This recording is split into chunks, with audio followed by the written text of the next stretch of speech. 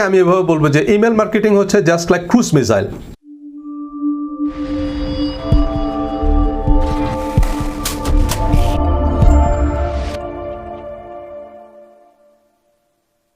This is one of the most effective weapon in your digital marketing arsenal.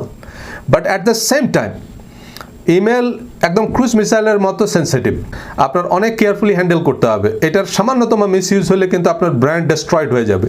আমরা অনেকে email marketing বলতে মনে করি যে ভাই আমি যে আমার গুগল অ্যাকাউন্ট থেকে বা জিমেল অ্যাকাউন্ট থেকে আরেকজনকে মেল পাঠাচ্ছি, this is not email marketing. আপনাকে ইমেল মার্কেটিং সেবাদাতা কোম্পানি বা ইমেল মার্কেটিং সার্ভিস প্রোভাইডার যারা, তাদের সাপোর্ট নিতে হবে, তাদের হেল্প নিতে হবে। এখন ইমেল মার্কেটিং যে কারণে এত কঠিন হয়ে যাচ্ছে, এই যে প্রতিদিন আপনাদের কাছে বিভিন্ন কোম্পানি থেকে কল আসে, অ্যান্ড কল আসার পরে তারা এই ক্রেডিট কার্ড অফার করে, এই অফার করে, এগুলো কিন্তু খুবই বিরক্তিকর। এবং এগুলোর কারণে মানুষ এখন রীতিমতো ফোন ব্যবহার করা বন্ধ করে রাখছে।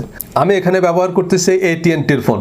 সো AT&Tর এরকম ফিল্ট্রেশন সিস্টেম আছে, কোনো স্প্যামিং AT&T ব্লক করে ফেলে। এরপরে আইফোন যে আমরা ব্যবহার করি বা স্যামসাং ব্যবহার করি, আমাদের ফোনেরও কিন্তু ফিল্ট্রেশন সিস্টেম আছে। ইমেলের বেলায়ও তাই, আপনাকে টার্গেট করে এত ইমেল করা হয়, এগুলো হচ্ছে জিমেল ব্লক করে ফেলে, কারণ জিমেল এই ইমেলগুলোকে ব্ল্যাকলিস্টেড করে রাখছে। সো কোনো কারণে আপনার কোম্পানি যদি এরকম ব্ল্যাকলিস্টেড হয়ে যায় একবার, আপনি কিন্তু আর কাউকে ইমেল পাঠাতে পারবেন না। আপনার ওই কোম্পানির নাম ইমেলে থাকার সাথে সাথেই গুগল সেটা ব্লক করে ফেলবে। So be very careful. So প্রথম কথা হচ্ছে আপনাকে একটা ভালো রিলায়েবল ইমেল মার্কেটিং সফটওয়্যার ব্যবহার করতে হবে, যেমন ধরেন Aweber বা গেট রেসপন্স, মেলচিম্প। এগুলো হচ্ছে সচরাচর অ্যাফিলিয়েট মার্কেটাররা এগুলো ব্যবহার করে। বাট এগুলোর মধ্যে যেটার প্রাইস তত বেশি, সেটার কোয়ালিটি তত ভালো। কোয়ালিটি ভালো মানে হচ্ছে সেটার রেপুটেশন ভালো, এবং সেটার ডেলিভারেবিলিটি, সেটাকে জিমেইল বা আউটলুক ট্রাস্ট করে যে আচ্ছা ঠিক আছে, Aweber থেকে মেলটা পাঠাচ্ছে, ওকে, তাহলে তারা একটা সিরিয়াস কোম্পানি, তারা একটা সিরিয়াস বিজনেস, ওকে, তাদেরকে ট্রাস্ট করা যায়। আপনি যখন Aweber ব্যবহার করবেন, তখন Aweberই আপনার ইমেলটা যদি স্প্যাম হয়, সে ইমেল পাঠাবে না। Aweber আপনাকে এই ইমেল মার্কেটিং এর আইন কানুনের মধ্যেই ইমেল পাঠাতে বাধ্য করবে। Aweber, গেট রেসপন্স, মেলচিম্প, এগুলো হচ্ছে আপনার অ্যাফিলিয়েট মার্কেটাররা বা স্মল আর মিডিয়াম এন্টারপ্রেনাররা এই ইমেল মার্কেটিং সফটওয়্যারগুলো ব্যবহার করে। বাট বড় ব্র্যান্ড যেগুলো, বড় ব্র্যান্ড বলতে এখন আমেরিকার মিডিয়াম এন্টারপ্রেনাররাও যেটা ব্যবহার করে সেটা হচ্ছে CRM, customer relationship management system. এই CRM, আমি বলি ডিজিটাল মার্কেটিং কত ডিফিকাল্ট হয়ে যাচ্ছে, এবং আমাদেরকে এখন কাস্টমারের উইন করার জন্য কত তীব্র প্রতিযোগিতার মুখে পড়তে হচ্ছে because of infinite media. Matthew Sweezey নামে একজন ফিউচারিস্ট মার্কেটিং এর ভবিষ্যৎ নিয়ে ফোরকাস্ট করেন। তো recently Harvard Business Review Press থেকে ওনার একটা বই পাবলিশড হয়েছে। বইটার নাম হচ্ছে the context marketing revolution. Don't confused with the content marketing different জিনিস। ওনার বইটার নাম হচ্ছে context marketing revolution, how to motivate buyers in the age of infinite media. এই যে কাস্টমারের সামনে millions of videos, audios, millions of content, millions of website, এর মধ্যে আপনি কাস্টমারের অ্যাটেনশন কিভাবে ড্র করবেন, কিভাবে আপনি কাস্টমারকে মোটিভেট করবেন, সেই জন্য উনি একটা বই লিখছে। যে দেখেন, সেখানে উনি কিছু ডেটা শো করছে যে এখন গড়পড়তা একটা ব্র্যান্ড কমপক্ষে 15টা ডিফারেন্ট ডেটা সোর্স ব্যবহার করে। 15টা ডিফারেন্ট ডেটা সোর্স মানে গড়ে একটা ব্র্যান্ড, তারা 15টা ডিফারেন্ট জায়গায় তাদের ডিজিটাল মার্কেটিং প্রেজেন্স আছে, এবং তারা সেগুলোকে প্রমোট করতেছে। যেমন তাদের ফেসবুক পেজ, তাদের আপনার ওয়েবসাইট, তাদের আপনার গুগল মাই বিজনেস, তারপরে হচ্ছে তাদের ইনস্টাগ্রাম, এরকম হয়তো আপনার 20টা আলাদা আলাদা প্ল্যাটফর্মে তাদের উপস্থিতি আছে, এবং সেগুলো তারা প্রমোট করতেছে। সো গড়ে 15টা ডিফারেন্ট প্ল্যাটফর্ম থেকে তাদের ডেটা আসতেছে। ওই যে বললাম ডিজিটাল বিলবোর্ড থেকে তাদের ডেটা আসতেছে। এখন এই যে আলাদা আলাদা জায়গা থেকে যে ডেটাগুলো আসতেছে, কাস্টমার সম্পর্কে যে তথ্যগুলো তারা পাচ্ছে, সেগুলো সবগুলোই কিন্তু ইনকমপ্লিট। ফর এক্সাম্পল, কোনো একটা সোর্স থেকে আমি হয়তো কাস্টমারের নাম জানলাম, ফার্স্ট নেম। কোনো একটা সোর্স থেকে আমি কাস্টমারের শুধু ইমেল অ্যাড্রেসটা জানবো।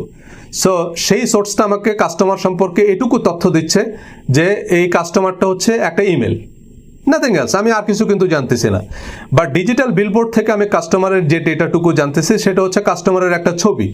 এখন ডিজিটাল বিলবোর্ড আপনার ছবি তুলবে, কিন্তু এই ছবি আমার কাছে কোনো অর্থ বহন করে না যতক্ষণ পর্যন্ত না আপনি আপনাকে চিনতে পারতেছে যে আপনি কে। বা আরেকটা সোর্স থেকে আমি কাস্টমারের শুধু ইমেল অ্যাড্রেস পাবো, আরেকটা সোর্স থেকে আমি শুধু কুকি মানে আপনার IP অ্যাড্রেস, মানে সেই সোর্সটা আমাকে বলতেছে যে এই কাস্টমার হচ্ছে এই কুকি। এখন আমি এই কুকি দিয়ে কাস্টমারকে কেমনে চিনবো? সো এইটাকে ম্যাথু সুইজি নাম দিয়েছে হচ্ছে আইডেন্টিটি ক্রাইসিস। মানে কাস্টমারটাকে আমি আইডেন্টিফাই করতে পারতেছি না, তাহলে কাস্টমারের সাথে আমি কমিউনিকেট করবো কিভাবে? এবং কাস্টমারকে আমার আইডেন্টিফাই করতে হবে রিয়েল টাইমে, একদম এই মুহূর্তে কাস্টমার কোথায় আছে এবং এই মুহূর্তে কাস্টমারের মুড কি, সে অনুযায়ী আমাকে ইমেল সার্ভ করতে হবে, সে অনুযায়ী আমাকে আমার বিজনেস অফার দিতে হবে। আপনার ভাপা পিঠা এটা বিক্রি হবে শীতের সময়, এটা গরমের সময় মানুষ খায় না। এখন আপনি যদি বলেন কেন ভাই গরমের সময় খাইলে অসুবিধা কি? কারণ ভাপা পিঠা বানানোর জন্য যেসব ইনগ্রেডিয়েন্ট দরকার হয় সেটা কিন্তু গরমের সময় আপনি বানাইতে পারেন। গরমের সময় ভাপা পিঠা বানানো যায়, কিন্তু মানুষ খায় না, কারণ এই ভাপা পিঠা খাওয়ার সাথে শীতের একটা সম্পর্ক আছে, এটা সাইকোলজিক্যাল। মানুষ শীতের সময় ভাপা পিঠা খায়, তো আপনাকে এটা বিক্রি করতে হবে কিন্তু শীতের সময়। কনকনে শীতের সময় হাঁসের মাংস এটা রিলেটেড। এখন বলবেন হাঁসের মাংস কি অন্য সময় খাইলে গুনাহ হবে? না, গুনাহ হবে না, কিন্তু তারপরে মানুষ শীতের সময় হাঁসের মাংসটা খেতে পছন্দ করে। সো আপনি যদি সে সময় এটা বিক্রি করতে পারেন, আপনি বেশি বিক্রি করতে পারবেন। সো এরকম দুপুরবেলায় একটু টক জাতীয় খাবার মানুষ খেতে পছন্দ করে। বৃষ্টির দিনে আপনার এই যে খিচুড়ি সাথে যদি একটু ইলিশ মাছ ভাজা হয়, তাহলে সেটা সবচাইতে আইডিয়াল ফুড। তো এরকম মানে পরিস্থিতি অনুযায়ী, কাস্টমারের মুড অনুযায়ী আপনাকে প্রোডাক্ট সার্ভ করতে হবে, মেসেজ ডেলিভারি করতে হবে।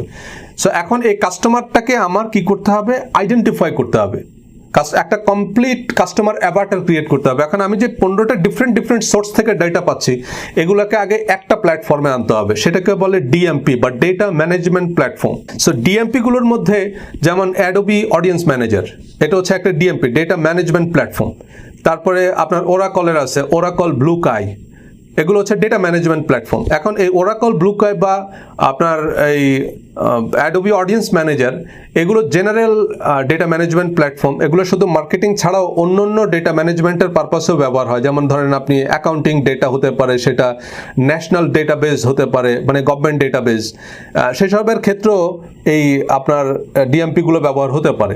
বাট মার্কেটিং ডেটা বা মার্কেটারদের জন্য সবচেয়ে কনভিনিয়েন্ট হচ্ছে সিআরএম। সিআরএমও একটা ডেটা ম্যানেজমেন্ট প্ল্যাটফর্মই, কিন্তু সিআরএম বলতে বোঝায় হচ্ছে কাস্টমার রিলেশনশিপ ম্যানেজমেন্ট। এখন সিআরএম এর মধ্যে মার্কেট লিডার হচ্ছে সেলসফোর্স।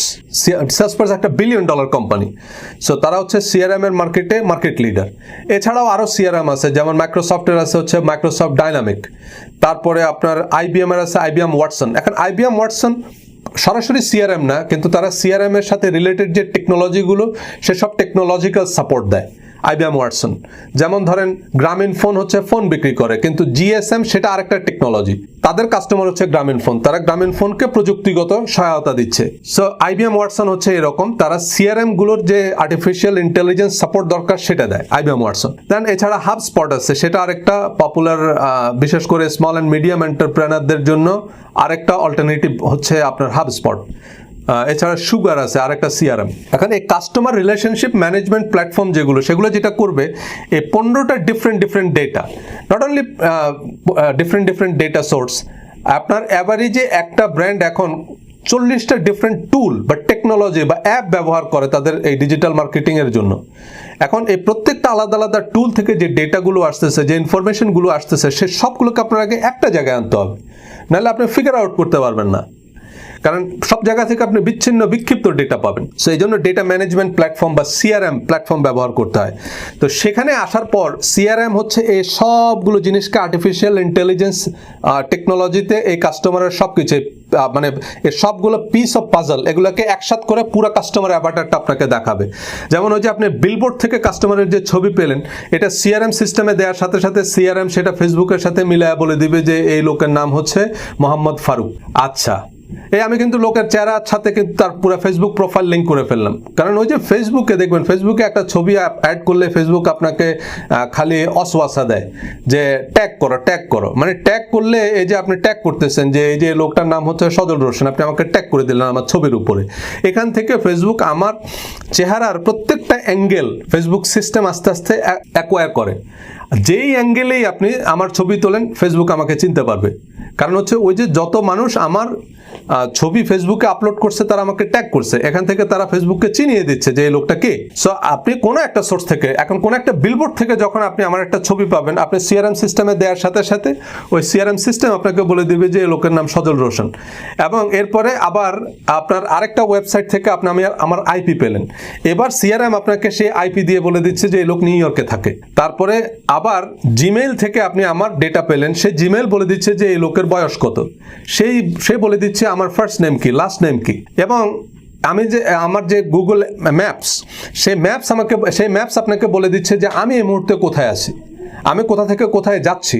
এবার আমি যখন মুভ করতেছি, দেখেন কাস্টমার অ্যাভাটার, আপনি কাস্টমার জানেন যে এই লোকটার সব কিছু আমি জানি। এখন ধরেন আমি এখান থেকে আজকে ওয়াশিংটন ডিসিতে যাচ্ছি, সো আমি যখন রওনা দিলাম তখন আমরা ফেসবুকে একটা স্ট্যাটাস দিই, ট্রাভেলিং টু ওয়াশিংটন ডিসি। এই ফেসবুক কিন্তু খবর পেয়ে গেছে যে আমি ওয়াশিংটন ডিসি যাইতেছি, সে কিন্তু তার মানে আপনার কাছে ডেটা চলে গেছে যে এই কাস্টমারটা এখন ওয়াশিংটন ডিসিতে যাচ্ছে। সো আমি আমার অবস্থান অনুযায়ী কিন্তু নিয়ারেস্ট কফি শপ থেকে আমার কাছে বিজ্ঞাপন চলে যাবে। এই যে জিনিসগুলো, আপনি যদি কাস্টমারের এই অ্যাভাটার বুঝতে না পারেন তাহলে আপনি কাস্টমারের সাথে কমিউনিকেট করতে পারবেন না। এজন্য ইমেল হতে হবে কাস্টমারের মুড অনুযায়ী। সো এই এখন সিআরএম সিস্টেম থেকে ইমেল পাঠানো হয়। কাস্টমার এখন মানে তার বাইং প্রসেসের কোন জায়গায় আছে সে অনুযায়ী কাস্টমারকে অফার করতে মানে ইমেল পাঠাতে হবে। এই জন্য পার্সোনালাইজড ইমেল, এক এক কাস্টমারের কাছে এক এক ইমেল যাবে। এটা ডিপেন্ড করতেছে কাস্টমারের যে চয়েস। এই কাস্টমার এই জিনিসটা পছন্দ করে, এই কাস্টমার এই জিনিসটা পছন্দ করে না। একদম কি বলে ওয়ান অন ওয়ান কমিউনিকেশন, এটা হচ্ছে ইমেল মার্কেটিং। এখন সেখানে আপনি যদি মনে করেন যে আমি একটা সফটওয়্যার দিয়ে গুগল থেকে 1 মিলিয়ন ইমেল কালেক্ট করে আমি আমার জিমেল অ্যাকাউন্ট থেকে বা কোনো একটা ইমেল ব্লাস্টার সফটওয়্যার দিয়ে আমি সেই ইমেলগুলো পাঠিয়ে দিব, একটা ইমেলও যাবে না। এটা আপনি পাঠিয়ে দিয়ে মনে আনন্দে ঘুমায় পড়তে পারেন, কিন্তু একটা ইমেলও ডেলিভারি হবে না আপনি যদি এসব সফটওয়্যার ব্যবহার করেন। কারণ ওই যে গুগল মানে জিমেল মানে আমার যে আছে, আমার যে মেইলস আমি ব্যবহার করি সেটা সব ওই স্প্যামে পাঠিয়ে দিবে বা ব্লক করে ফেলবে, স্প্যাম ফোল্ডারেও আসবে না যদি আপনি এরকম আনএথিক্যাল প্র্যাকটিস করেন। শুধু তাই না, এমনকি ইমেল লেখার সময় আপনার স্প্যাম ওয়ার্ড লিস্ট খুব ভালোভাবে মুখস্থ করতে হবে। ওই শব্দগুলো যদি থাকে আপনার ইমেইলে, তাও কিন্তু গুগল সেটা আপনার স্প্যাম ফোল্ডারে পাঠিয়ে দিবে। আবার আরেকটা বিষয় হচ্ছে সেটা হচ্ছে সেন্সিটিভিটি, যে কারণে আপনি ইমেল পাঠালেন, কাস্টমার যদি আপনার ইমেল ওপেন না করে, যেমন ধরেন আপনার কোম্পানি থেকে আপনি আমাকে একটা ইমেল পাঠালেন কিন্তু আমি ইমেলটা ওপেন করতেছি না, তখন জিমেল ধরে নেবে যে না এই কাস্টমার এই ইমেইলে ইন্টারেস্টেড না, এই কোম্পানির ইমেইলে কাস্টমার ইন্টারেস্টেড না। তখন কি করবে, নেক্সট টাইম এটা কিন্তু আর আমার ইনবক্সে আসবে না।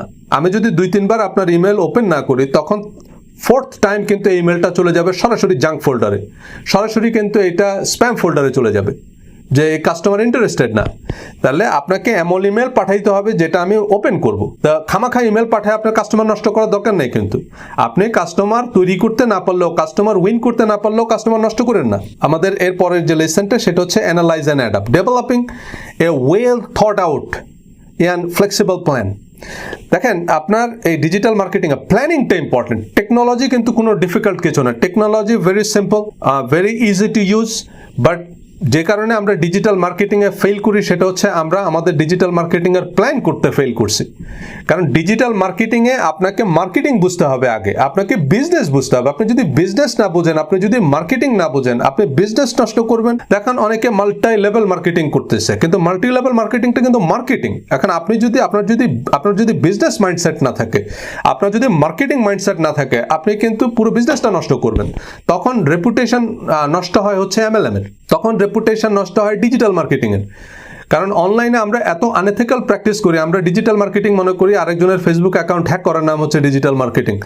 Sorry, this is not digital marketing, this is digital crime. So খেয়াল রাখবেন, যেটা আপনার আগে বিজনেসের প্ল্যান করতে পারতে হবে। আপনাকে বিজনেস বুঝতে হবে যে আচ্ছা আমি কি সেল করতেছি, কেন সেল করতেছি, এবং মানুষ আমার কাছ থেকে কেন প্রোডাক্টটা কিনবে। বাজারে আরো অল্টারনেটিভ আছে। আমি যদি কাস্টমার হই তাহলে আমি কেন আমার কাছ থেকে কিনবো? আপনি আগে নিজেকে প্রশ্ন করেন যে আচ্ছা আমি যদি কাস্টমার হই তাহলে আমি ওর কাছ থেকে না কিনে আমি কেন এই দোকান থেকে কিনবো? আগে সেই উত্তরটা যাচাই করেন, সেই উত্তরটা আগে খুঁজে বের করার চেষ্টা করেন।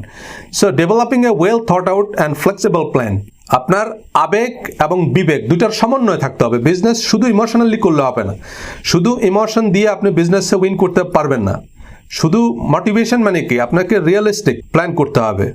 আপনার মোটিভেশনও দরকার আছে, আবার অ্যাট দ্য সেম টাইম আপনাকে কিন্তু খুব কেয়ারফুল থাকতে হবে, খুব কেয়ারফুলি প্ল্যান করতে হবে। সো সেটিং রিয়েলিস্টিক এক্সপেকটেশন, মানে আপনি ডিজিটাল মার্কেটিং থেকে ওভারনাইট কিন্তু মিলিয়নিয়ার হয়ে যাবেন না। কারণ ডিজিটাল মার্কেটিংয়েও হিউজ কম্পিটিশন আছে, দেয়ার আর মিলিয়নস অফ কম্পিটিটর। সো এখানে আপনি দেখতেছেন যে হ্যাঁ আমার সামনে পুরো দুনিয়া উন্মুক্ত, কিন্তু কম্পিটিশনও আছে। সো আপনি রাতারাতি কোনো কিছু আশা করা উচিত হবে না, একটা রিয়েলিস্টিক এক্সপেকটেশন। আপনার ডিজিটাল কোনো আলাদিনের চেরাগ না যে আমি এখানে এসে ঘষা দিব আর সাথে সাথে আমি যা ইচ্ছা পেয়ে যাব। আপনাকে রিয়েলিস্টিক প্ল্যান করতে হবে। Don't expect too much too soon, মানে রাতারাতি কোনো কিছু আশা করবেন না। আমরা এর রাতারাতি আশা করতে গিয়েই কিন্তু শেষ পর্যন্ত দেখা যায় যে সারা জীবন আমরা শূন্য হাতে বসে থাকি। সবসময় একটু একটু করে শুরু করেন, এক লাইন করে আপনি লিখতে লিখতে দেখবেন যে একটা বই হয়ে গেছে এক সময়।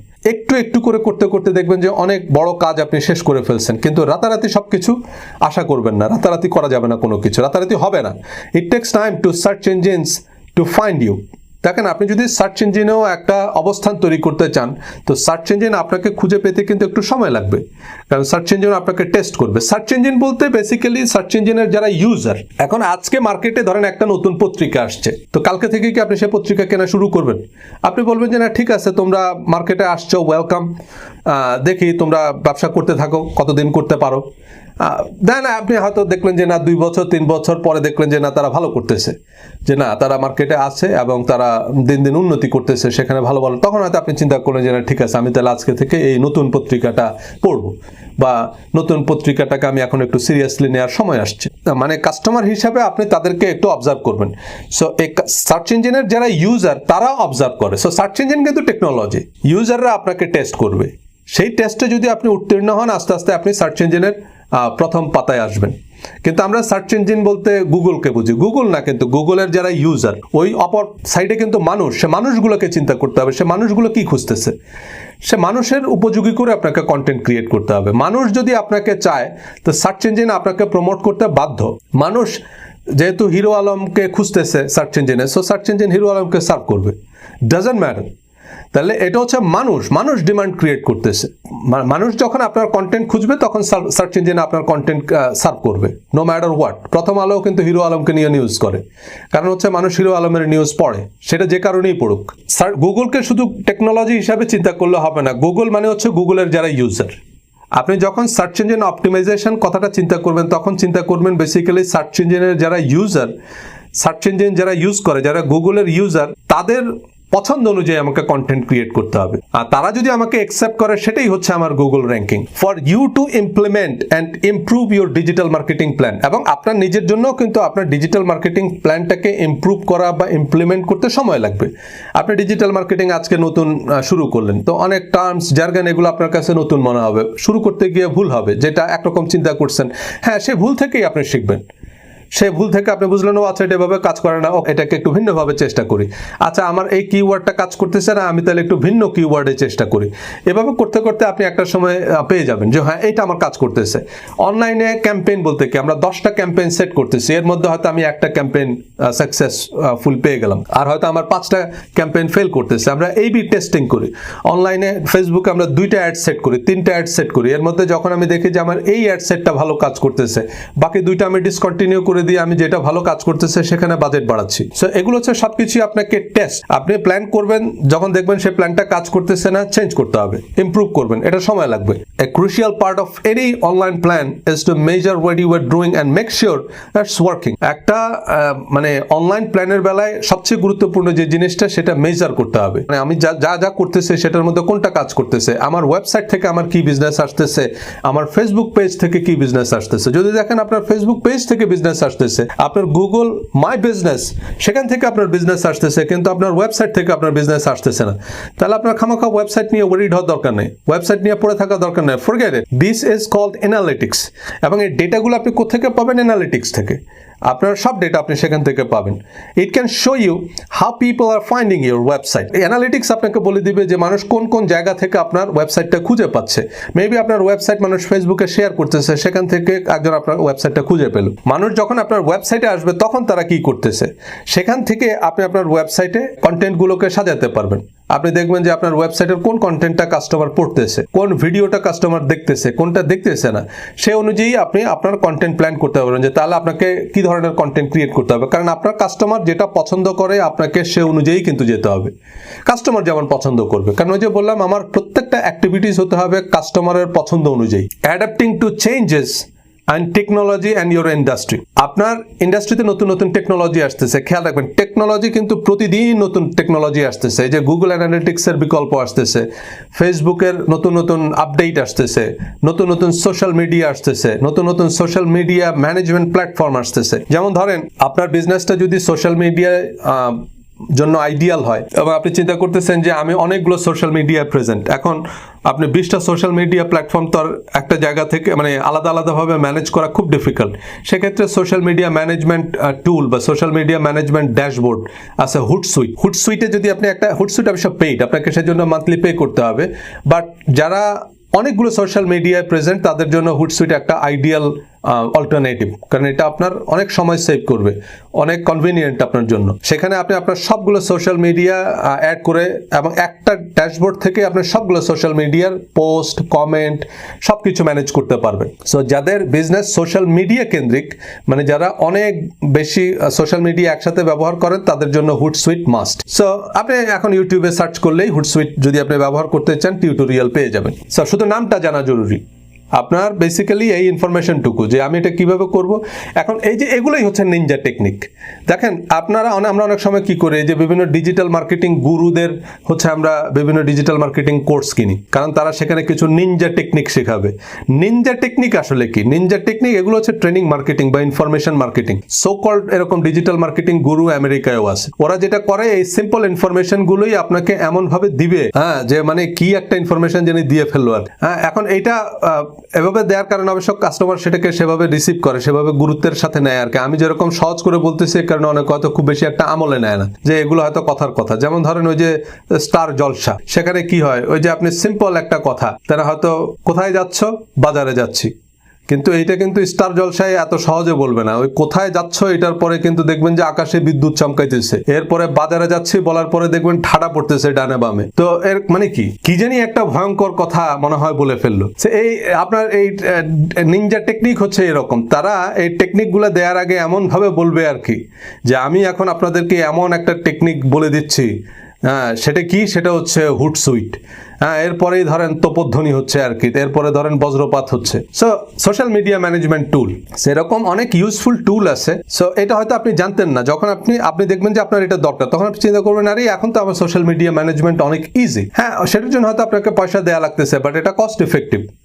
সেখানে আপনি $30 যদি খরচ করেন, আপনি যদি $300 বিজনেস আসে সেখান থেকে, তো why not. It's important to remember that the online world is constantly changing. প্রতিদিন নতুন নতুন, এখন হুটসুইটের বিকল্প হিসাবে আরেকজন আবার আরেকটা নিয়ে আসবে। হয়তো এক সময় দেখা যাবে যে আপনার বড় বড় কোম্পানি যেগুলো আছে, গুগল, বড় বড় কোম্পানি যেমন ফেসবুক, তারাও কিন্তু এসব ছোট ছোট এই অ্যাপগুলোর বিকল্প তৈরি করতেছে। ফর এক্সাম্পল, করোনার সময় কিন্তু জুম হঠাৎ করে ব্যাপক পপুলারিটি পেয়ে গেছে। তো এখন এই যে মানুষ জুম মিটিং করতেছে, এখন জুম মিটিং এত পপুলার হয়ে যাওয়ার পরে গুগল চিন্তা করছে এখন জুমের ব্যবসায় ভাগ বসাইতে হবে, যে আমার ফেসবুক থাকতে তোমরা জুমে করবে কেন? এই কারণে গুগল এখন কি করছে, ফেসবুক যেটা করছে সেটা হচ্ছে ফেসবুক রুম। সো ফেসবুক রুমের মধ্যে কিন্তু আপনি ওই জুমের মতো মিটিং করতে পারেন। তো যখন ফেসবুক থেকে সরাসরি আমি করতে পারবো জুমের মতো, তখন কিন্তু আর কেউ জুম ব্যবহার করবে না, যে দরকার কি আমার আবার আরেকটা জায়গায় গিয়ে সেটা করা। তো এই জন্য নতুন নতুন টেকনোলজি আসতেছে, সো সেই অনুযায়ী আপনার সেগুলোর অ্যাডভান্টেজ নিতে হবে, কারণ আপনি অ্যাডভান্টেজ না নিলে আপনার কম্পিটিটর সেটা নেবে, এবং আপনার কম্পিটিটর যখন আপনার চাইতে বেটার টেকনোলজি ব্যবহার করবেন, তখন কিন্তু আপনি পিছিয়ে পড়লেন। মানে আপনার কাছে হয়তো ব্যালিস্টিক মিসাইল আছে, কিন্তু আরেকজনের কাছে ICBM আছে, ইন্টারকন্টিনেন্টাল ব্যালিস্টিক মিসাইল, তাহলে আপনার এই মিসাইল কোনো কাজে লাগবে না। যেমন এই যে আপনার এই যে কিউবান মিসাইল ক্রাইসিসের নাম আপনারা অনেকে শুনছেন, 1962-তে জন এফ কেনেডি যখন ক্ষমতায় ছিল, তখন রাশিয়ার কাছে আপনার ব্যালিস্টিক মিসাইল ছিল, কিন্তু আমেরিকার কাছে ছিল ICBM, ইন্টারকন্টিনেন্টাল ব্যালিস্টিক মিসাইল। মানে মস্কো থেকে আমেরিকাকে টার্গেট করে সেই মিসাইল ছুড়লে সেটা আমেরিকা পর্যন্ত পৌঁছাবে না, মানে সেগুলোর রেঞ্জ কম ছিল। কিন্তু আমেরিকার কাছে যেগুলো ছিল সেগুলো আমেরিকা থেকে ছুড়লে মস্কো পর্যন্ত যাবে। তখন এই আপনার রাশিয়ানরা যেটা করলো, আমেরিকার কাছাকাছি আরেকটা কমিউনিস্ট কান্ট্রি আছে কিউবা, সেখানে কতগুলো মিসাইল এনে রাখছে, যে কিউবা থেকে যদি সেই মিসাইলগুলো ছোড়া হয় তাহলে সেগুলো আমেরিকা পর্যন্ত এসে পৌঁছাবে। সো তখন অবশ্য জন এফ কেনেডি আলটিমেটাম দিছে যে কিউবা থেকে যদি মিসাইল সরানো না হয় তাহলে আমরা মস্কোতে নিউক্লিয়ার বোম মারবো। এবং শুধু বোম মারবো বলে বসে নাই, তারা সাথে সাথে সবগুলো বোম টম বের করে নাইট বল্টু ফিট করা শুরু করছে আর কি। তখন ওই মস্কো ভয় পেয়ে গেছে, মস্কো চিন্তা করছে যে ওরে বাপরে বাপ। এর কারণ হচ্ছে জন এফ কেনেডির আবার খুব স্ট্রং লিডারশিপ ছিল। জন এফ কেনেডি কথা মানে হচ্ছে কথা, মানে জন এফ কেনেডি বলছে মানে কথার নড়চড় হবে না, এরকম ছিল ওনার personality. So John F Kennedy যখন এরকম আলটিমেটাম দিল, তখন রাশিয়ার পিছু হটা ছাড়া সুযোগ ছিল না আর কি। তখন তারা সুরসুর করে সবগুলো মিসাইল সরাই নিয়ে গেছে কিউবা থেকে। সো তখন অবশ্য মাও সেতুং, রাশিয়ার যে ছিল প্রেসিডেন্ট ছিল ক্রুশ্চেভ, তাকে বলছিল যে ক্রুশ্চেভ মার্কিন যুক্তরাষ্ট্র নামক কাগজের বাঘ দেখে ভয় পাইছে। তখন আবার ক্রুশ্চেভ বলছিল যে মার্কিন যুক্তরাষ্ট্র কাগজের বাঘ হতে পারে কিন্তু তার পারমাণবিক দাঁত আছে। মার্কিন যুক্তরাষ্ট্রের কাছে পারমাণবিক বোম আছে, একটা বোম যদি মারে মস্কো কিন্তু নাই হয়ে যাবে। সো এখন এই যে বললাম, তাহলে আপনার কাছে যখন আইসিবিএম থাকবে তখন আপনার ব্যালিস্টিক মিসাইলের কিন্তু বেল নেই, মানে আপনার কম্পিটিটরের কাছে যখন আইসিবিএম থাকবে। এরপরে মস্কো যখন আইসিবিএম ডেভেলপ করছে তখন আমেরিকা ক্রুজ মিসাইল ডেভেলপ করছে, অ্যান্টি ব্যালিস্টিক মিসাইল ডেভেলপ করছে। এখন আপনার কম্পিটিটরের কাছে যখন এবিএম থাকবে, অ্যান্টি ব্যালিস্টিক মিসাইল থাকবে, তখন আপনার এই ব্যালিস্টিক মিসাইলের কোনো কাম নেই। তো আপনার কম্পিটিটর যেখানে AK-47 ব্যবহার করতেছে সেখানে আপনার কাছে যদি আপনার 303 রাইফেল থাকে সেটা কাজ করবে না। আপনি এটা কখন আপনার এটা ক্লিন করবেন, এটার মধ্যে গুলি ঢুকাবেন, গুলি করবেন, ও তো মেশিন গান আছে অটোমেটিক। এই জন্য আপনার কম্পিটিটর যখন বেটার টেকনোলজি ব্যবহার করবে ডিজিটাল মার্কেটিং এ, সেটা যদি আপনি ব্যবহার না করেন, ওই আপনার কিন্তু ব্যালিস্টিক মিসাইল থেকেও সেটা কাজে লাগবে না। এজন্য সবসময় লেটেস্ট টেকনোলজি ব্যবহার করতে হবে, সেটা আপনি না চাইলেও ব্যবহার করতে হবে, কারণ আপনার কম্পিটিটর ব্যবহার করতেছে। So new tools and technologies and tactics pop up pretty much daily. So নতুন নতুন টেকনোলজি আসতেছে, নতুন নতুন আইডিয়া আসতেছে, নতুন নতুন প্রযুক্তি আসতেছে, নতুন নতুন প্ল্যাটফর্ম আসতেছে। So when things change in your industry, make sure your online world is kept up to date. খেয়াল রাখবেন যে যখন আপনার ইন্ডাস্ট্রিতে কোনো চেঞ্জ আসতেছে, সাথে সাথে আপনি সময়ের সাথে সাথে নিজেকে আপ টু ডেট রাখতে হবে।